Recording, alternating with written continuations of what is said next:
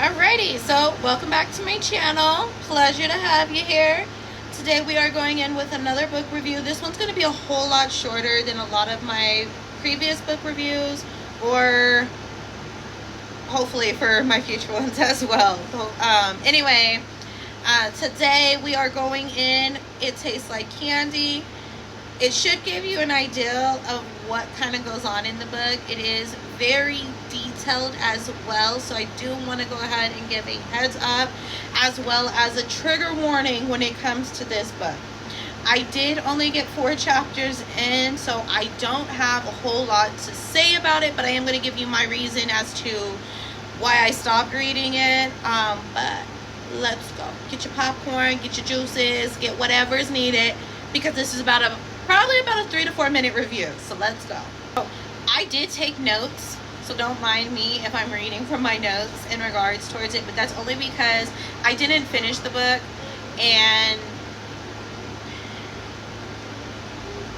trigger warning, this book is very raw and in detail, and I do want to inform that it does involve a minor. So if you are someone like myself who can't stomach that, then I will inform you now that this is probably not the book for you either. I am somebody who watches Law & Order, SVU, Criminal Minds, and things of that notion, so I thought I was prepared for it, but I was very mistakenly wrong.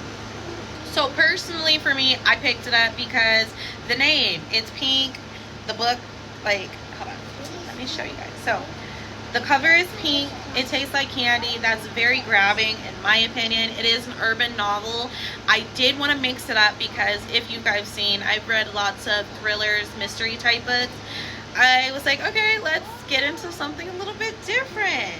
First chapter, it starts off with a lady of the night who goes by the name of River. River is someone who got bored of being a midnight ballerina and decided she was tired of doing tricks on the pole. She wanted to get on the other poles and do some other kind of tricks. But anyway, River is a young lady who is a lady of the night. She does not like that position anymore, so now she uses that to be like kind of a stick-up girl, if you catch my drift. But her and her friends, they end up robbing the men that she ends up hooking up with. The story doesn't really give too much detail, or at least this chapter does not give too much detail into River's backstory, what made her decide to start doing this all to begin with. But she is described as a very long-legged, beautiful young lady with luxurious long black hair. Chapter, we learn about Eric. Eric is described as a ride or die type of individual. He defends his friends even when his friends are doing some fucked up shit. Anyway, Eric is hosting a bachelor party for his friend Ra. Ra is off doing some nasty dirty shit at said bachelor party. And then Eric gets a phone call from his homeboy and he's like, yo, I got this bitch up in my place who's refusing to leave. I need you. So what does Eric do? I got you. He pulls up his Captain Save-A-Ho shit and he pulls up on over there. Now, Eric shows up, come to find out, old girl is not just any old girl. She was hired to be there. She performed services, and old dude didn't want to pay her. He wanted to be a cheapskate. But this is where shit gets sticky. Old girl drops the bomb like, hey, I'm 16. Yes, 16.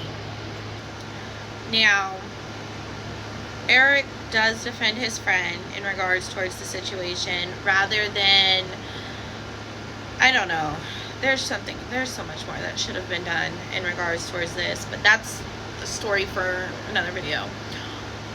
The book ends up picking up from Star's perspective, and that's the 16-year-old girl that we just read about, who was in the situation with what is described as a 30-year-old man. This is where I will give a huge trigger warning that the book, I mean, it's very descriptive, it's very detailed. The author definitely grabs you from the beginning, and it's like you're sitting front seat in regards towards what goes on. And that's something that made me have to stop, because the book goes into great detail as to what trauma that this young lady went through. And for me, that crossed the line. That was not something that I'm comfortable with reading.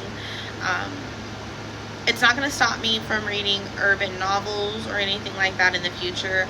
I do still like, the very in detail, in depth types of explanation, but with it revolving around a child and what goes on and the abuse, and some of it even pertains towards coming from her mother, and it was explaining it in detail, and that's when I was just like, I can't do this. In my opinion, this is for readers who enjoy in great detail raw type of material, but I'm not that kind of reader. So with that being said, there's my take on It Tastes Just Like Candy. If you've read it, please give me your opinion, your thoughts. Does it get better? Does it, I wouldn't say get better, but does the stories, are they easier to read? But thank you for sticking around this far. I love you so much. And what book should I spoil next?